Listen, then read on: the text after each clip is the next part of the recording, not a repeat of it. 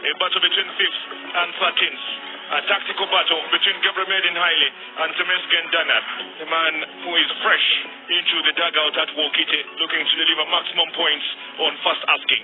And the width good are playing just right beside them, one on the left and one on the right. And Vero Solomon is playing right on top of them. So it's a small diamond with two strikers at the top, after Mugezayen and Bugale Igezu. Yekub gets this one back to Tekle Mariam Shanko under good pressure then from Gitane Kabede. They've thrown into the midfield with Abdukarim Worker. Perfect pass, so fine Ramadan Yusuf looking for crossing space, does well and brings one into the area. Shala Tashita is suggesting there could have been a hard ball in there, or is having a bit of assurance from the referee that will be a corner kick. That is the way to play it. Hard ball across the goal on the ground. I think very, very good defense there by Yakub Mohamed. Totally pressure then. Here comes Wolkite, floating another one into the area. Missed by Git Gatkins. Goes out wide, still will be their ball to Mesgen Dana, looking for a huge impact in the opening few minutes.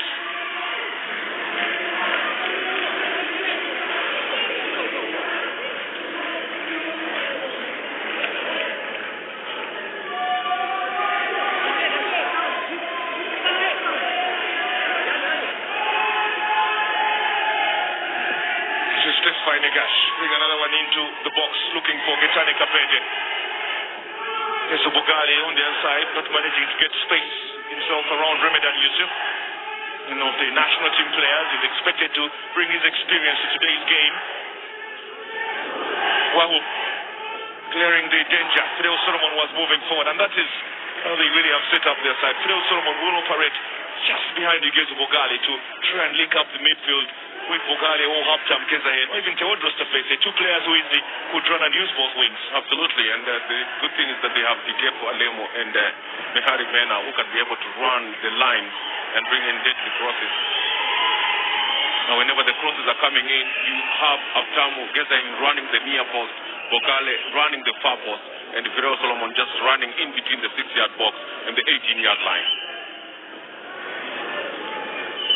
Yakub Muhammad, one of the players as well new to the league, been playing still in East Africa, playing his football in Tanzania with Azam.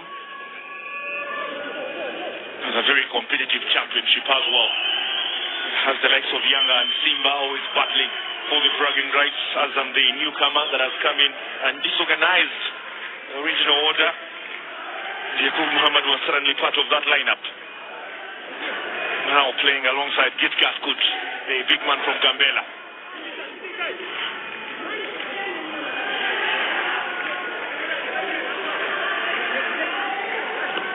One of the more experienced coaches in the Ethiopian Premier League, Gabriel Haile, seeing his side having to defend.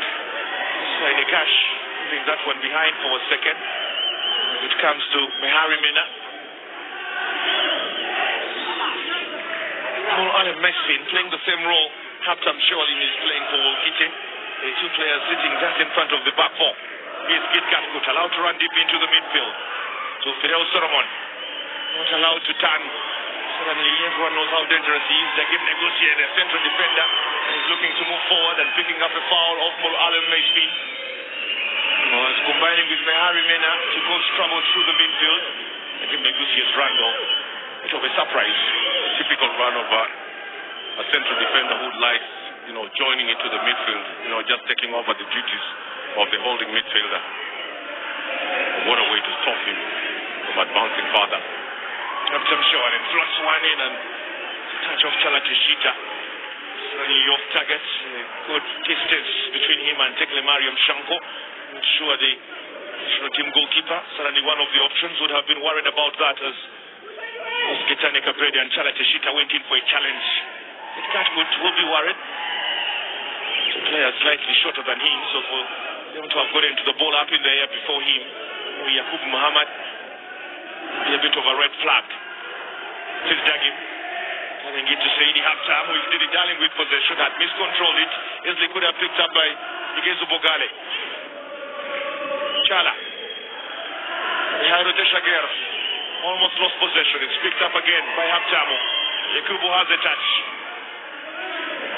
None of these two sides starts today. That kind of a situation. With Abubeker Nasir, perfect pass, so fine Ramadan Yusuf, looking for crossing space, does well, and brings one into the area. Jonathan Shita is suggesting there could have been a handball in there, or is having a bit of assurance from the referee that that will be a corner kick. That is the way to play it. Hard ball across the goal on the ground. Abtam to Suleiman. Ramadan Yusuf. It's a return ball for behind the Sharga with offside. Behind the Sharga had made a crucial run through the center and actually taken Mariam Shanko once beaten. That's quality. There's no offside there. There are two players, Behari Mena and Jakub, keeping behind the Cheshire onside. That would have received a standing ovation. Beautiful goal, but picked out for an offside. Poor call. The finish was quality. Yeah. There was too much pressure, with goalkeeper closing him down and also narrowing the near post. Ketema Kabede, chance to bring another one in, and this time can keep it on target. It's quite important we note that was not an offside on behind the Sharga.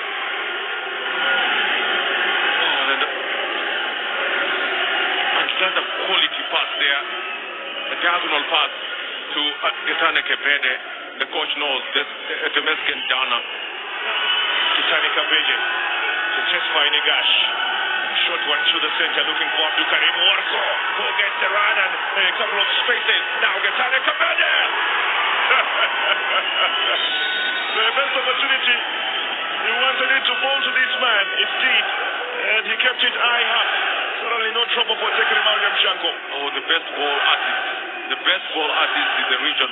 Abubeker Nasir was just dancing himself inside and around the defenders there.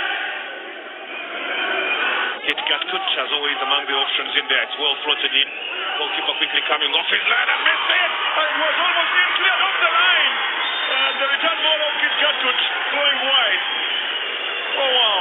Yakubu Muhammad had the earlier touch, which had beaten Saidi Hamsham, cleared off the line. I think it was Wahub Adams. And the return by Kitkatut, again not converted. Well, talk about recovery. That's Wahub Adams. Talk about the recovery.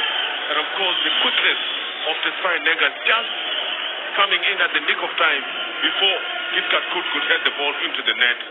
And what a miss. Good one by Yakub and a very good one by Wahub.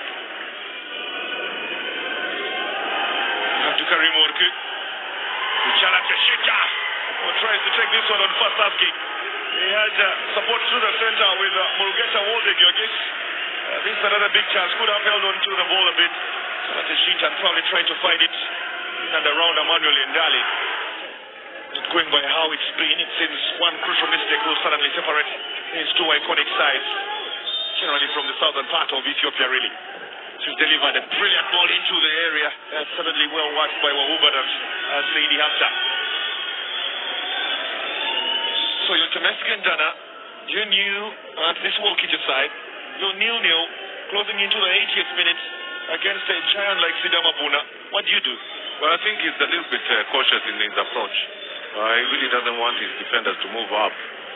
Sidama Bunna is throwing the kitchen sink at Wolkite. This is a long ball coming to the area. That will be allowed to bounce just ahead of Igezu Bogale. And surely, that's it. He is halved and puffed. Igezu Bogale, he just hasn't found his way around Degim Negusie or Wahub Adams. That was Saidi Haptam clears this one forward. It will be points shared between Temesgen Dana and Gebremedin Haile. He's a man in charge now, and he will have taken a couple of positives here. For Gebremedin Haile, his wait for the third Bet King Ethiopian Premier League is still on ice. He's still got to start picking up the victories if he's to have a chance of going past Serihon Shingata and St. George. The Sharga's goal should have stood. Was never an offside, and judged wrongly by the officials out there today. From the Dejawa International Stadium, no goals between Sidama Bunna and Wolkite.